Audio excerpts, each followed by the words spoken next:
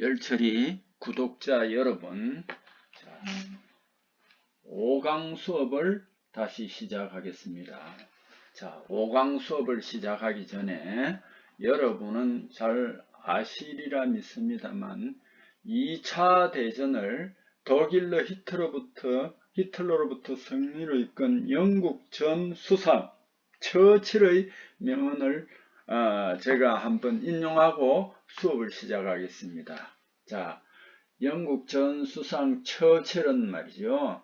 그 독일 히틀러와의 전쟁에서 승리를 하면서 손가락으로 빅토리라는 V자를 보이면서 이런 유명한 연설을 했습니다.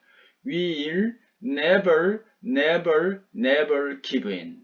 우리는 결코 독일 히틀러에게 항복하거나 지지 않을 것이다. 이런 유명한 말씀을 하셨습니다. 자, 왜 제가 이런 말씀을 여러분들에게 드리느냐 하면은 지금 몇 시간째 지금 열처리 기본 용어를 바로 설명하고 있습니다. 그러다 보니 여러분이 지금은 아직까지도 굉장히 어려운 그런 느낌을 받을 겁니다. 근데 이제 요거는 뭐냐면은 여러분이 집중을 하고, 제가 늘 말씀을 많이 드렸습니다. 집중을 하고 또 참고 계속 보고 이렇게 반복해서 공부를 하면은 나중에는 좋은 일이 있을 것이다. 꼭 여러분이 이제 아마 지금 여기에 듣는 사람들은 대부분이 3월 말에 시험 치는 열처리 기론 기능사 이론 시험에 응시하려고 마음먹고 있을 것입니다. 자, 이론 시험 12T 시험은 말이죠. 60문제가 나오죠. 그 중에서 36문제를 맞으면 됩니다. 그래서 지금 다소 이게 어렵다, 영어가 어렵다 하더라도 꼭 좀 꾹 참고 저와 같이 함께 공부를 해 주시면 좋겠습니다. 자, 그러면은 저 5강 수업은 14페이지부터 하겠습니다. 14페이지 한번 펴보세요. 50번입니다. 이 셀프 프린트법이라는 게 있습니다. 이 셀프 프린트라는 것은요, 비단 열처리도 그렇지만은 이게 금속 재료할 때 많이 등장합니다. 그래서 셀프라는 것은 뭐냐면은 말뜻 그대로 설퍼, 황이라는 뜻입니다. 이 황을 말이죠.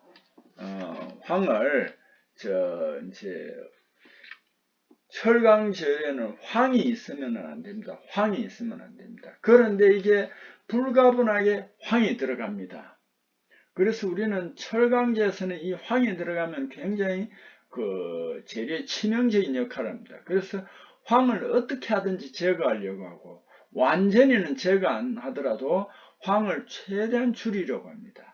그래서 철강제 중에서 황이 어떤 형태로 형성이 되어 있느냐 하면은 FeS, 철과 황이 같이 결합되어 있거나 MnS, 요게 철에는 이 황이 FeS나 MnS 이런 형태로 결합이 되어 있습니다. 이것을 그러면은 이게 편석이 되면 문제가 됩니다. 한 곳에 모여 있으면은 이게 철강제의 치명적인 타격을 입힙니다. 그래서 이걸 어떻게 하든지 이제 편석되는 걸 방지하고 골고루 흩어주면 좋습니다. 그래서 어떤 재료가 있을 때 이걸 황을 어디에 있는가 이걸 검출을 해야 됩니다.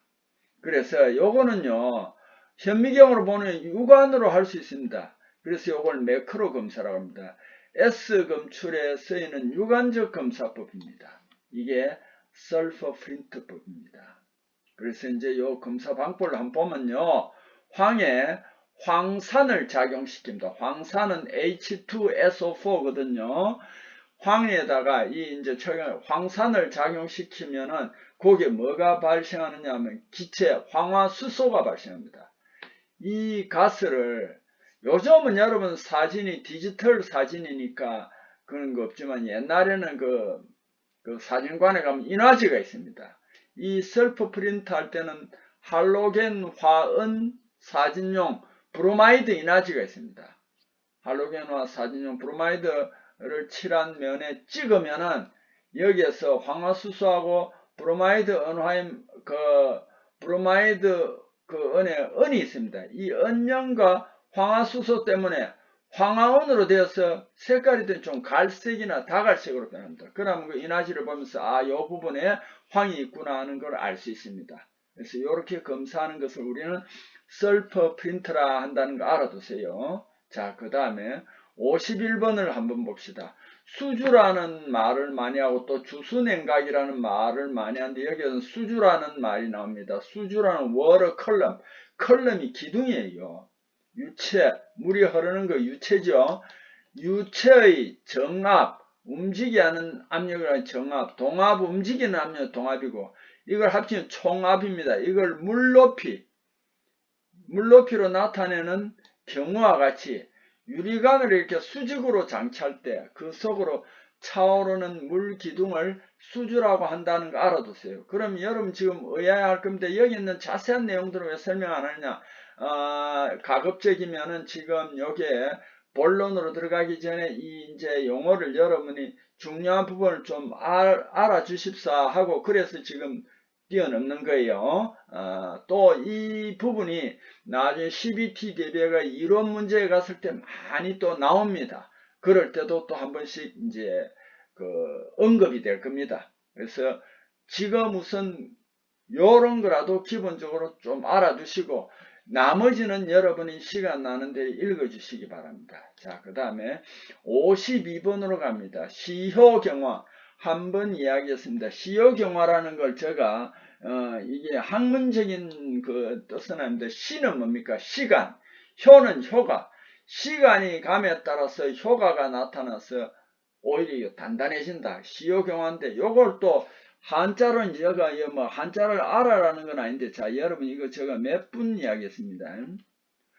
고체에서 고체가 나오는 걸 우리 석출이라고 합니다. 고체에서 고체가 나오는 것 석출이라고 합니다. 자, 그 대표적인 예가 말이죠. 순철을 쭉 냉각시키면은 그 723도에서 1400도 사이에 오스테나이트라는 고용체가 생깁니다. 고체는 고체인데 벌겋게 달아있는 상태입니다. 이 오스테나이트가 열 처리할 때는 오스테나이트 구역이 굉장히 중요합니다. 이걸 더 냉각을 시키면은 723도로 내려가면은 뭐가 됐냐면 오스테나이트에서 폴라이트라는 조직이 나옵니다. 쉽게 말하면 두 개 다 고체입니다. 고용체입니다. 왜 고체와 고용체가 다르다는 제가 말씀을 드렸죠. 순수한 고체는 없습니다. 다른 물질하고 섞여 있습니다. 그래서 이걸 고용체라고 합니다. 오스테나이트 고용체, 이게 이제 고체인데, 여기에서 723도로 내려가면 다시 폴라이트라는 진주 모양의 폴라이트가 나타납니다. 근데 그 폴라이트는 어떻게 되느냐? 오스테나이트에서 이 폴라이트도 고체입니다. 고체가 나오기 때문에 이걸 우리는 석출이라고 합니다. 그래서 이런 걸 우리는 시효경화는 뭐냐면 고체에서 일어나는 겁니다. 시간이 감에 따라서 효과가 나타나서 시효경화라고 하는데 요거는 고체에서 고체가 나와서 경화되기 때문에 석출경화라고 한다는 거 알아두세요. 자, 이거 한번 보면은 AB 금속을 완전 고용 상태로 한 후 상온까지 급냉하면 그 합금은 과포화가 됩니다. 자, 이게 무슨 말이냐면 특히 여러분이 이제 자꾸 알아둬야 되는데 알루미늄 구리 같은 합금을 말이죠. 녹이면은 잘 섞입니다. 액체 상태에서는 그들이 반경이 좀 넓어요. 자유롭게 이동을 해요. 잘 섞여서 활동을 합니다. 편안합니다. 근데 이게 천천히 내리면 되는데 급냉을 해버립니다. 급냉으로 급하게 냉각을 해버리면 이 금속들이 갑자기 어느 구역에 좁으면 고체가 되면 부피가 줄어들겠죠. 갑자기 거기에 많이 들어가 있습니다. 이걸 우리는 과포화라고 합니다. 근데 이것을 과포화된 것을 상온이나 적당한 온도로 방치란 그대로 두거나 아니면 방치하면은 시간 경과할 때 그 합금 경도, 인장 강도, 탄성 강도, 전기 저항 등이 현저하게 높아지는 현상입니다.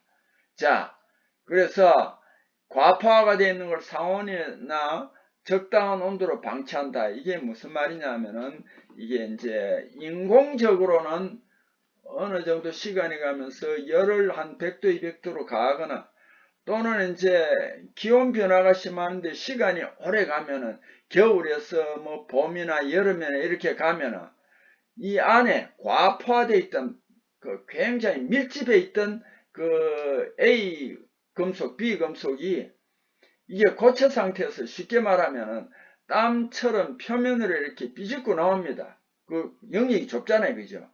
그래서 나와서 그 고체입니다. 근데 이제 온도가 조금 높으면 그 고체가 그 표면에 이제 굳어버려요. 그래서 단단해집니다. 그래서 그 합금이 경도, 인장강도, 탄성강도, 전기저항 등 현저하게 높아지는 현상을 우리는 뭐라고 하냐면은 시효경화 또는 석출경화라고 합니다. 이 현상은 뭐냐면은 알루미늄 굴이나 알루미늄 은, 그 다음에 알루미늄 마그네슘 뭐 이런 것들에서 말입니다. 가장 대표적인 것이 여기에서 이제 알루미늄 굴입니다. 알루미늄 굴이 여기 뭐냐면은 비행기를 만드는 두랄루민, 항공기의 재료가 돼요. 이 알루미늄은 비중이 굉장히 낮아요. 가벼워요. 2.7이에요.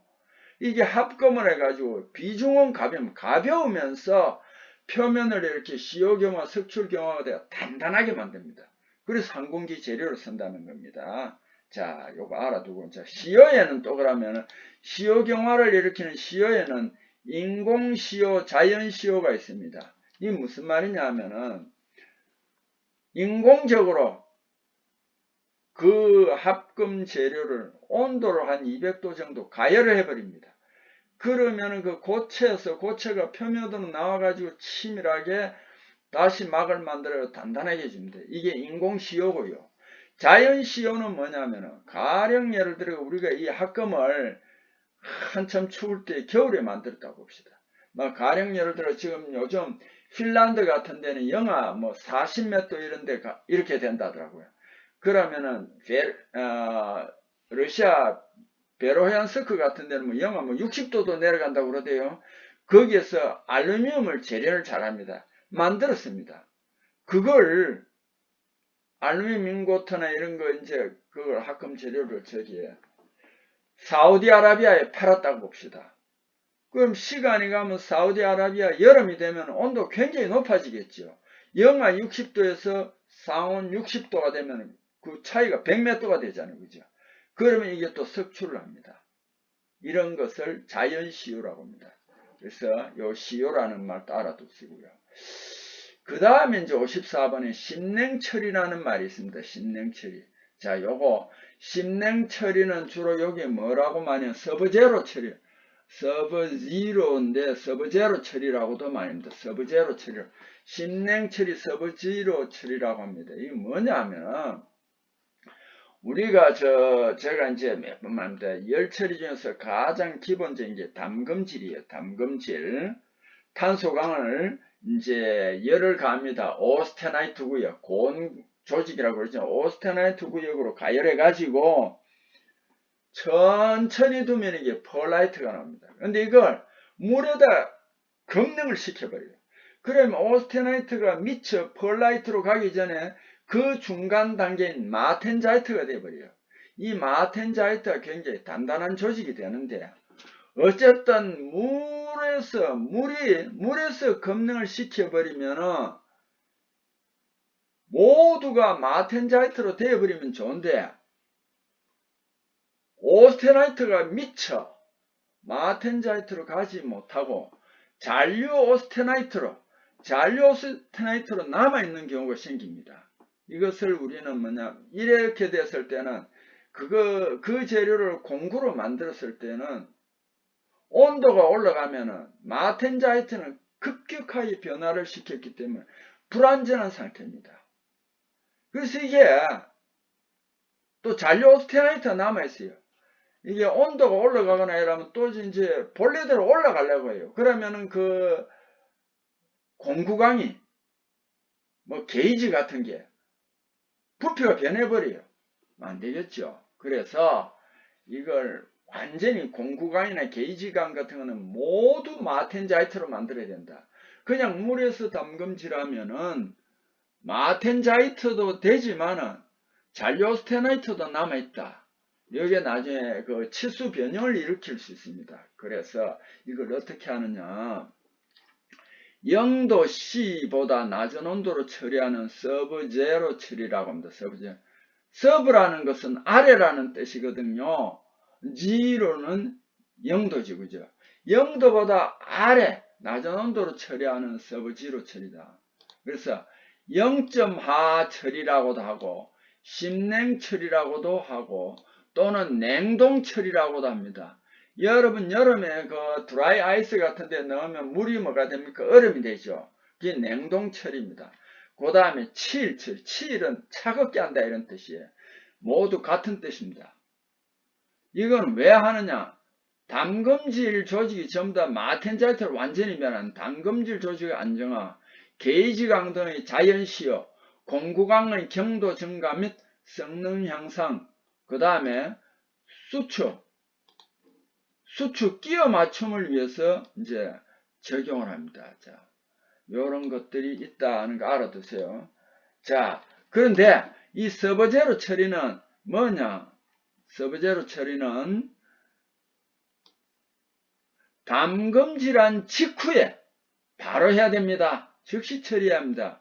상온으로 장시간 방치하면 잔류오스테나이트는 안정화하여서 서버제로 처리를 하면 마텐자이트화가 어렵다는 걸 꼭 좀 알아두세요. 그래서 서버제로 처리 온도는 여기에서 이제 그 색깔 아는데 요게 굉장히 중요하다는 걸 꼭 좀 알아두세요. 그래서 여기 지금 표시가 안 됐네요. 영하 80도. 영하 100도도 안 좋아요. 영하 80도 꼭 좀 알아두세요. 그러면은 이게 여러 가지 좋은 성질이 여기에 나타나는데 요걸 밑에서 여러분이 이제 한번 또 읽어 주시기 바랍니다. 자, 그 다음 열전대. 이거는 지난번에도 한번 했습니다. 서로 다른 금속선 양 끝을 접합해서 전기 회로로 이용하면 접합점 온도에 따라 열 기전력, 전기가 생깁니다. 그걸 우리 전압 볼트라고 그랬죠? 요런 보통 종류가 다른 금속선을 반대로 연결한 것입니다. 이 열전대. 자, 이 열 기전력을 이용해서 뭐 하느냐 하면은 온도 측정을 합니다. 온도 측정. 자, 그런데 이 열전대에서 이거는 알루멜이 들어가 있고, 알루멜, 크로멜, 요거 합금입니다. 알루미늄이 들어가 있고, 크롬이 들어가 있습니다. 요거는 1200도씨까지 온도 측정을 안 합니다. 근데 금속에서 제일 높은 온도까지 하는 백금하고 백금 로듐선은 1600도씨까지도 측정이 가능하다는 것을 여러분 알아주시기 바랍니다. 자, 그러면은 15페이지로 넘어가겠습니다. 자, 56번 암모니아라는 게 나옵니다. 앞으로 이제 우리 전 세계적으로 기후변화, 기후위기에 대처해가지고 공장이나 이런 데서 뭐가 많이 나오냐면 CO2가 많이 나와요. 이제까지는 CO2가 인체에 크게 안 해롭기 때문에 공중으로 대기로 내뿜었는데 이 CO2가 지구 온난화에 영향을 미치기 때문에 요즘은 굉장히 이제 그걸 앞으로는 이제 제재를 합니다. 그래서 요즘 그 중간 단계로 암모니아도 많이 쓰는데 암모니아는 NH3입니다. NH3라는 거는 뭐냐면 요거는 여러 가지로 쓰는데 특히 열 처리할 때는요. 요 밑에는 여러분 생략하세요. 이 NH3는 분해하면 N 질소와 H로 분해할 수 있는데 N이 바로 뭐냐면 질소입니다. 그래서 그 철강제로 표면을 단단하게 하는 거. 표면 경화법에 질소를 투입하면 질화법이라고 합니다. 요게 많이 쓰입니다. 근데 이 암모니아는 색깔이 없습니다. 무색으로 냄새가 자극적이며 냉각후에 액화가 됩니다. 지금 앞으로 이제 암모니아 이것도 지금 우리 산업 현장에 이런 데서 에너지원으로도 많이 씁니다. 꼭 좀 알아두세요. 자, 그 다음에 57번 액체 침탄법.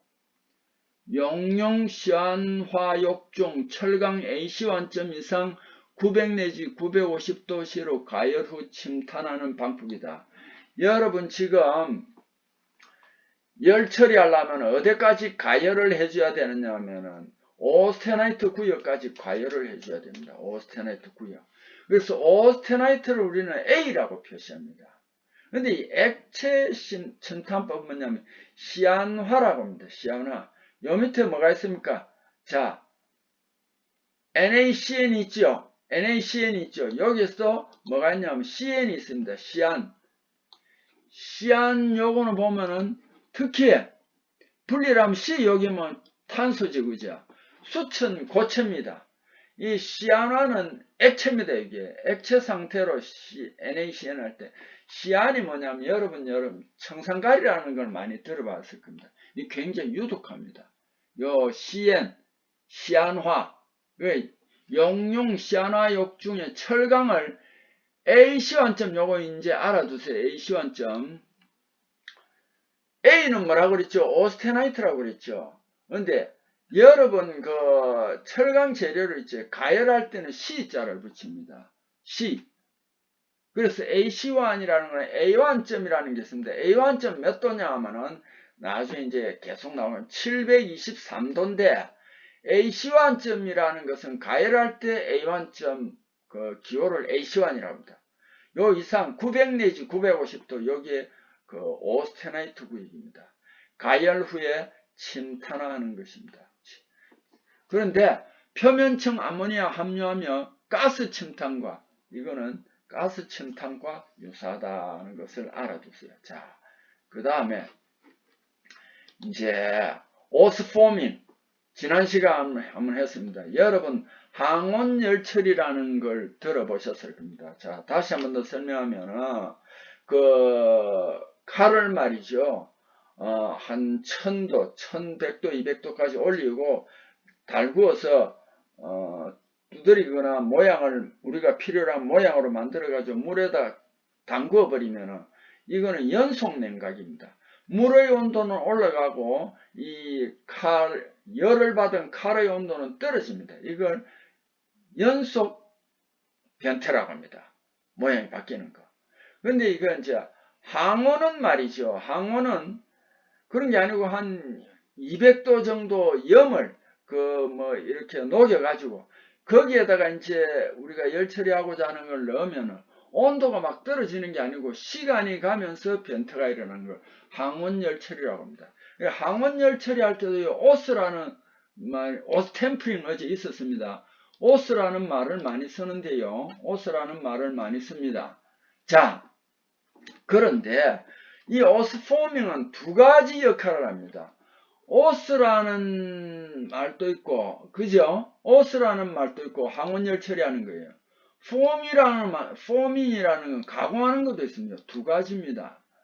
자, 그래서 오스포밍은 뭐냐면은, 항상 열 처리, 오스테나이트와 온도로부터 마치 곡선이 S자처럼 생겼습니다. 어저께도 한번 잠깐 보셨을 겁니다. S곡선 만까지 연력 담금, 연력에서 담금질합니다. 그리고 이 온도에서 변형량 90%까지 소성 변형을 합니다. 가공을 합니다.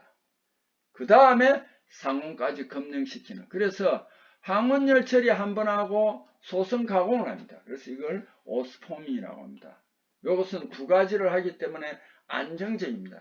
여러분 나중에 이제 열처리 실기시험 하러 갈 때 보면은 이 시편이 길쭉하고 납작한 거는 말이죠. 수직으로 세워가 넣습니다. 왜냐하면 옆으로 해가지고 넣어버리면 열처리하면 이게 휘거나 변형이 생깁니다. 그래서 이 항온열처리는 그건 변형이 좀 줄어듭니다. 자, 59번 조작단. 제어의 조작량에 직접 접촉하여 제어 대상의 제어량에 영향 미치는 말단 부분을 조작단이라고 한다. 말단 끝 할 때 단자입니다. 자, 여기서는 뭐 연료 조절 밸브, 급수 밸브, 댐프가 조작단이다 하는 걸 알아두세요. 자, 60번 유효경화층 깊이입니다. 자, 여러분 저 침탄 표면 경화라는 말을 많이 했습니다. 철강 재료, 탄소가 적은 재료는 연합니다. 이 연한 재료를 말이죠. 그대로 쓰면은 충격엔 잘 깨지지 않아요. 근데 표면에 단단한 물질이 닿아서 막 문질러지거나 이러면 그 부분이 닳아져요. 그래서 그 부분은 좀 단단하게 해주고자 표면만 탄소를 침투시켜 가지고 단단하게 하는 것을 침탄이라고 하고, 조금 전에 암모니아 있잖아요. 암모니아를 침투시켜서 단단하게 하는 것을 질화라고 합니다. 암모니아에 질소가 있잖아요. 그죠? 근데 이게 이제 탄소를 어느 정도까지 침투시켰을 때 그 우리가 필요로 하는 탄소량이 다 들어가 있는 거, 그걸 우리는 유효경화층 깊이라고 합니다. 이걸 어떻게 측정하느냐? 침탄 표면에서 비커스 경도기라는 게 있습니다. 요걸 그 찍었을 때 비커스 경도기에 513이 되는 지점까지의 거리가 유효경화층 깊이입니다. 그 다음에 또 표면 경화층을 찍는 게 로쿠엘 경도가 있습니다. 로쿠엘 경도 HRC가 얼마 됐냐면 50이 되는 지점까지의 거리입니다. 요게 유효경화층 깊이다 하는 걸 꼭 좀 알아두세요. 그 다음에 뭐 요 나머지는 읽어보면 됩니다. 61번 전경화층 깊이.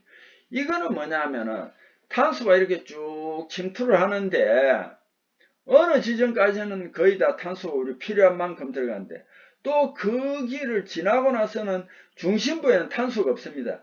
중심부와의 이제 유효경화층 깊이 사이에 탄소가 조금 들어가서 이제 구분이 곤란한 부분, 거기까지를 우리는 전경화층 깊이라고 합니다.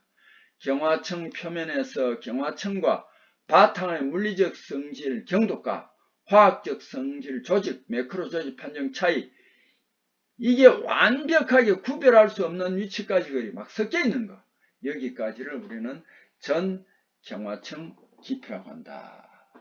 자, 그 다음 62번 요건 나중에 뭐 하겠지만은 그냥 그림을 하나로 참고로 해놨습니다. 나중에 시험 문제에서 나오면 이게 저식 온도 제어 장치가 요렇구나 하는 걸 알아두시기 바랍니다. 자, 여러분, 자 5강 수업을 여기에서 마치겠습니다. 수고했습니다.